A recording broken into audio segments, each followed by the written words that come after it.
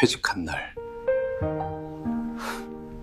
저는 어디에도 필요 없는 사람이었습니다. 저는 오늘 여러분께 고백을 하나 드리려고 합니다. 부끄러운 고백입니다. 60살 남자의 고백입니다. 30년 넘게 일했습니다. 단 하루도 진심으로 쉰 날이 없었습니다. 빗속에서도 출근했고 열이 나도 약만 먹고 나갔습니다.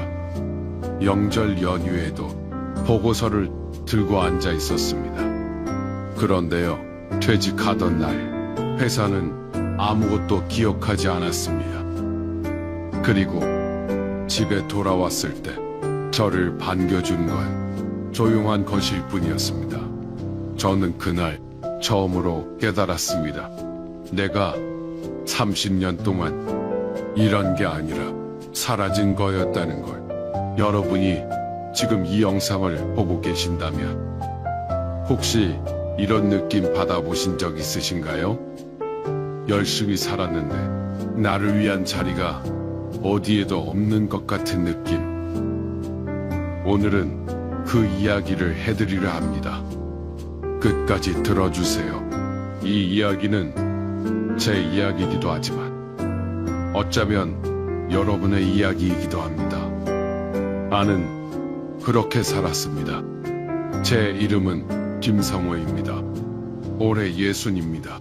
29, 일가띠 입사였습니다.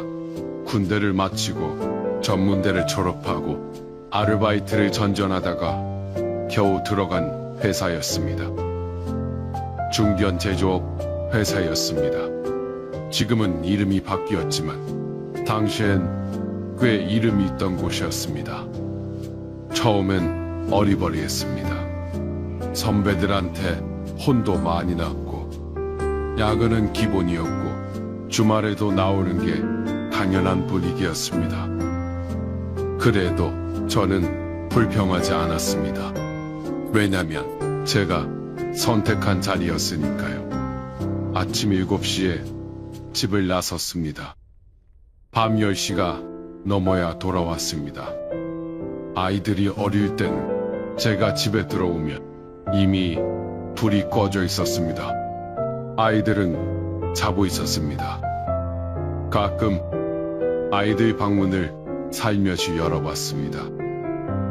새근새근 자는 모습을 보면서 저는 조용히 문을 닫았습니다. 그래, 이래서 일하는 거다.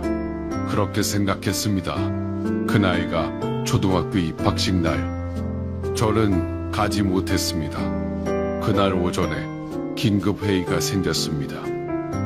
아내 혼자 아이 손을 잡고 갔습니다.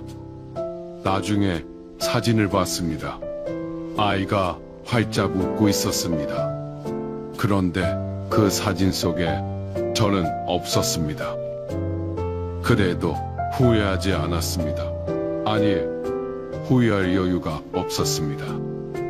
내가 고생하면 된다. 그 생각 하나로 버텼습니다. 30년을 돌아보면 저는 참 이상한 사람이었습니다. 회사에선 인정받고 싶어서 죽도록 일하고 집에선 가족이 편하길 바라며 말없이 돈만 벌고 그러다 보니 어느 쪽에서도 진짜 나는 없었던 것 같습니다. 가족들이 조금씩 달라졌습니다. 아이들이 크면서 집안 분위기가 달라지기 시작했습니다.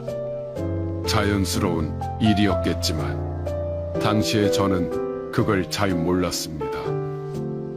퇴직이 가까워오던 어느 저녁, 오랜만에 가족이 다 모여 밥을 먹었습니다.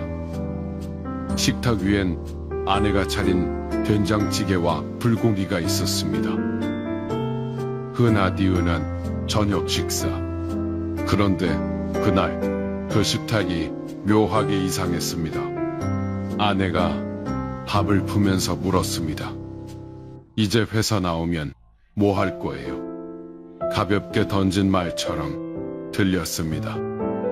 그런데 저는 대답을 못했습니다. 한 번도 진지하게 생각해 본 적이 없었으니까요. 그때 옆에 있던 아들이 말했습니다. 아버지, 요즘 60이면 그냥 쉬는 거 아니에요? 29살 사회초년생인 아들이 말했습니다. 저는 그 말을 들으면서 말문이 막혔습니다. 쉬는 거 그게 당연하다는 듯이 말했습니다. 딸이 이어 말했습니다. 있잖아, 아빠. 나 이번에 상견례 있잖아요. 그때 아빠 직업 뭐라고 해요? 저는 딸을 봤습니다. 딸은 아무렇지 않은 표정이었습니다. 진짜로 궁금해서 묻는 눈치였습니다. 아내가 국을 떠다 놓으면서 조용히 말했습니다. 아빠 직업이 무직이면 좀 그렇지. 그 말이 밥상 위로 툭 떨어졌습니다. 저는 숟가락을 내려놓았습니다. 그리고 밥을 더 먹지 못했습니다. 그날 이후 비슷한 말들이 계속 이어졌습니다. 친구 아버지는 퇴직하고도 컨설팅 하신다던데. 아빠는 왜 그런 거 못해요? 요즘 유튜브 하는 아버지들도 많던데. 아빠는 뭐 잘하는 데 있어요? 그 말들이 나쁜 말이라는 걸 저도 알고 있습니다. 하지만 당시에 저는 그 말들이 칼처럼 들렸습니다. 그리고 어느 날 아들이 웃으면서 말했습니다. 아버지, 솔직히 생각해봐요. 이제까지 남들 결혼식에 낸 축의금만 해도 얼만데 이제 받을 차례 아닌가요? 유머처럼 한 말이었을 겁니다. 그런데 그 말을 듣는 순간 저는 알았습니다. 내 가족도 저를 역할로 보고 있다는 걸. 버는 사람, 내는 사람, 이제는 쉬어도 되는 사람. 저는 그날 처음으로 이런 생각을 했습니다. 나는 가족에게도 쓸모로 평가받는 사람이구나. 그날은 생각보다 아무것도 아니었습니다. 퇴직하는 날, 솔직히 어느 정도 기대했습니다. 30년이면 마지막 정도는 뭔가 있겠지. 꽃다발이라도, 박수라도, 수고하셨습니다. 한마디라도. 그런데 아무것도 없었습니다. 아침에 출근했습니다. 누군가 가벼운 눈인사를 했습니다. 그게 다였습니다. 오후에 조용히 책상을 정리했습니다. 30년 동안 앉았던 자리입니다. 서랍 안에는 제가 밤새워 만든 기획안들이 있었습니다. 아무도 채택하지 않았지만 제가 공들여 만든 것들. 낡은 명함첩, 회사 창립, 20주년 기념 볼펜, 아이들 사진 2장. 그걸 다 비닐봉지에 담았습니다. 그리고 잠깐 그 봉지를 내려다 봤습니다. 이게 30년이구나. 퇴근하는 길에 후배 하나가 짧게 말했습니다. 선배님, 그동안 고생 많으셨어요. 그게 전부였습니다. 엘리베이터를 탔습니다. 로비를 걸었습니다. 정문을 나왔습니다. 그리고 뒤를 돌아봤습니다. 회사 건물이 보였습니다. 저는 한참 그 건물을 바라봤습니다. 그 건물은 아무것도 달라지지 않았습니다. 제가 나온 것도 모르는 것처럼 30년이 그렇게 끝났습니다. 이력서를 쓰면서 처음 알았습니다. 집에 있으면 불안했습니다. 아내는 뭔가 말하려다 참는 것 같았고, 아이들은 바빠서 연락이 없었습니다. 저는 뭔가 해야 한다는 생각에 일을 찾기 시작했습니다. 이력서를 꺼냈습니다. 오랜만에 써보는 이력서였습니다. 마지막으로 이력서를 쓴 게 29대였으니 30년 만에 처음이었습니다. 이름, 나이, 학력, 경력, 거기까지는 잘 썼습니다. 그런데 자기소개 칸에서 손이 멈췄습니다. 저는 한참 그 칸을 바라봤습니다. 나는 어떤 사람이지? 30년 동안 일했습니다. 그런데 특별한 기술이 있는 것도 아니고 자격증이 있는 것도 아니고 내세울 수 있는 무언가가 딱히 없었습니다.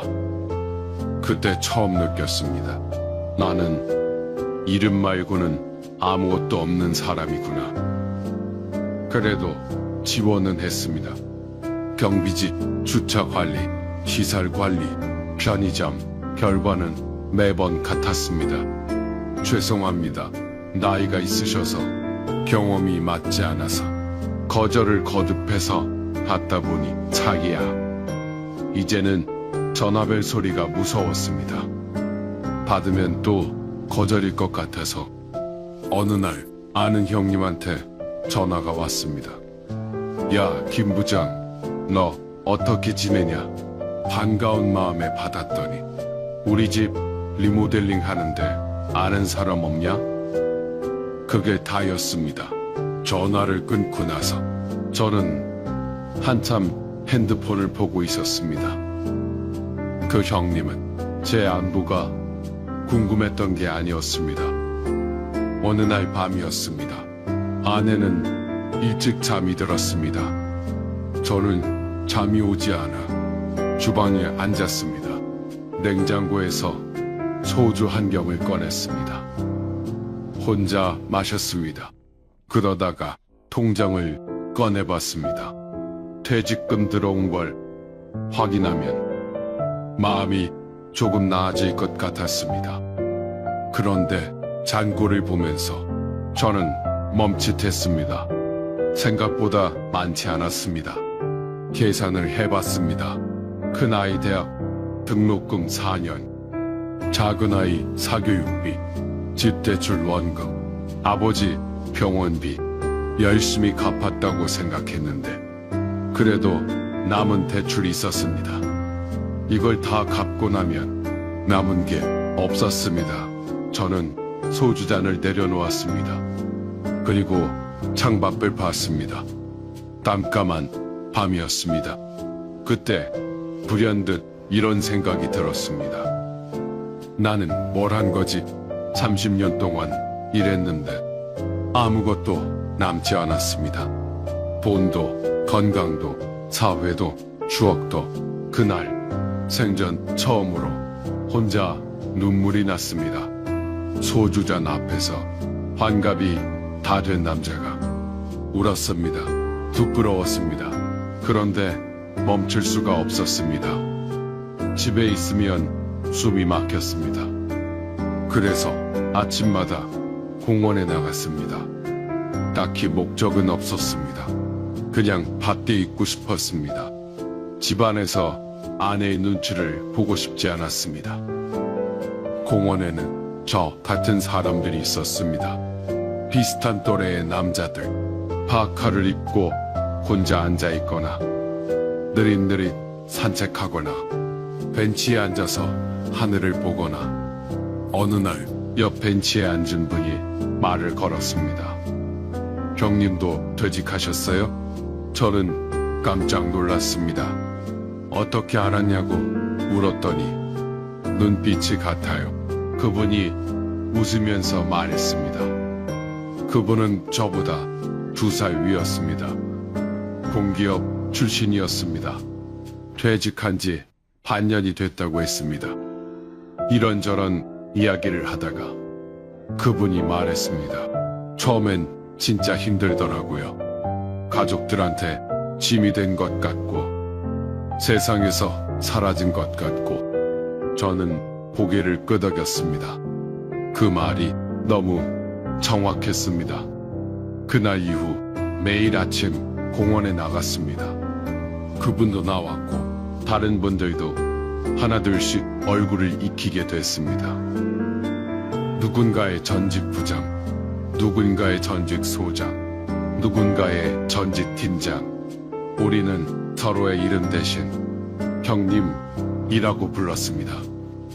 직함도 없고 회사도 없고 명함도 없는 그냥 사람들. 그런데 이상하게도 그 시간이 숨통을 트여줬습니다. 처음으로 저를 평가하지 않는 사람들을 만난 것 같았습니다. 그날 알았습니다. 나는 혼자가 아니었다는 걸. 공원 형님 중 한 분이 말해줬습니다. 형님, 저 아는 데서 일용직 뽑는다는데요. 같이 해봐요. 저는 망설였습니다. 일용직이라는 게 자존심이 상했습니다. 30년을 부장으로 살았는데, 그런데 생각해보니 자존심이 통장을 채워주진 않았습니다. 다음날 아침 작업복을 입었습니다. 건설 현장이었습니다. 자재를 나르고 철제를 묶고 정리를 하는 일이었습니다. 몸이 따라주지 않았습니다. 30년 동안 책상에만 앉아 있었던 몸이었습니다. 팔이 떨리고 다리가 풀리고 허리가 비명을 질렀습니다. 그래도 이를 악물었습니다. 며칠이 지난 어느 날이었습니다. 철제 자재를 쌓고 있었습니다. 옆 사람이 잠깐 자리를 비웠고 저 혼자 묶음을 고정하고 있었습니다. 그때 묶음 하나가 기울었습니다. 순식간이었습니다. 옆에서 작업하던 젊은 친구 쪽으로 철제 묶음이 기울기 시작했습니다. 저는 본능적으로 몸을 던져서 막았습니다. 겨우 멈췄습니다. 현장이 순간 얼어붙었습니다. 팀장이 달려왔습니다. 저는 숨을 고르고 있었습니다. 그때 젊은 작업자 하나가 말했습니다. 아저씨, 지금 뭐 하신 거예요? 목소리에 짜증이 섞여 있었습니다. 이런 것도 제대로 못 묶으면 왜 나오셨어요? 이 나이에 이런 것도 못하면 위험하다고요. 저는 아무 말도 못했습니다. 고개만 숙였습니다. 그 말을 들으면서 저는 속으로 생각했습니다. 30년을 일했는데 나는 여기서도 아무것도 아니구나. 그날 제 30년이 한순간에 지워지는 것 같았습니다. 아내가 그 장면을 봤습니다. 그날 아내가 그 현장 근처를 지나고 있었다고 합니다. 우연이었습니다. 가끔 저를 멀리서 챙기러 온다는 걸 저는 나중에야 알았습니다. 아내는 그 장면을 봤습니다. 헬멧을 쓰고 작업복을 입고 고개를 숙인 채 서 있는 저를. 아내는 그 자리에서 발이 굳었다고 합니다. 뭔가 소리를 지르고 싶었는데, 그 젊은 작업자에게 뭐라 하고 싶었는데 아무 소리도 나오지 않았다고 합니다. 그리고 아내의 머릿속에 지난 30년이 한꺼번에 스쳐 지나갔습니다. 비 오는 아침, 우산도 없이 젖은 채로 출근하던 제 뒷모습. 아이가 열이 나던 밤, 미안하다. 문자 하나 남기고 나가던 제 얼굴. 명절 아침, 차례 지내고 혼자 먼저 나가던 제 모습. 늦은 밤, 술 냄새가 아니라 피곤함으로 가득 찬 얼굴로 현관에 들어서던 제 모습. 그리고 발정 아내는 떠올렸습니다. 그 많은 날들에 자신이 했던 말들을 왜 이렇게 늦어요? 집에는 신경도 안 써요? 다른 집 남편들은 다 잘하던데 당신은 왜 그것도 못해요? 아내는 그날 그 말들이 얼마나 잔인했는지 처음으로 실감했다고 합니다. 그 사람은 못난 남편이 아니었습니다. 그저 너무 오래 버텨온 사람이었습니다. 가족을 위해 가족 몰래 혼자 버텨온 사람. 아내는 그 자리에서 눈물이 났다고 합니다. 그날 집에 돌아왔습니다. 현관문 앞에 서서 한참을 서 있었습니다. 문을 열면 또 같은 분위기일 것 같았습니다. 밥은요? 오늘도 그쪽에서 일하셨어요? 아무것도 묻고 싶지 않은데 묻는 것 같은 그 눈빛. 저는 잠깐 눈을 감았습니다. 그리고 문을 열었습니다. 그런데 여보 왔어요? 아내 목소리가 달랐습니다. 평소에 그 날카로움이 없었습니다. 뭔가 따뜻한 게 섞여 있었습니다. 저는 신발을 벗으면서 아내 얼굴을 봤습니다. 아내가 저를 보고 있었습니다. 아내가 달라졌습니다. 그날 이후 아내가 달라졌습니다. 아침에 일어나면 밥 먹었어요? 하고 물었습니다. 예전엔 그냥 차려놓고 갔는데 최근 하면 손 좀 봐요. 거칠어진 손을 잡고 핸드크림을 발라줬습니다. 잔소리가 사라졌습니다. 대신 걱정이 남았습니다. 며칠 후 저녁을 먹고 있는데 아내가 말했습니다. 나 그날 봤어요. 저는 숟가락을 들다가 멈췄습니다. 월요, 당신 현장에서 그 사람한테 혼나는 거. 저는 아무 말도 못했습니다. 아내가 조용히 말을 이었습니다. 그날 나 그 자리에서 못 움직이겠더라. 아내의 눈이 빨개졌습니다. 당신이 그런 소리 듣는 거 못 보겠더라. 그리고 아내가 울었습니다. 당신이 어떤 사람인데 30년 동안 우리 가족 위에 산 사람인데.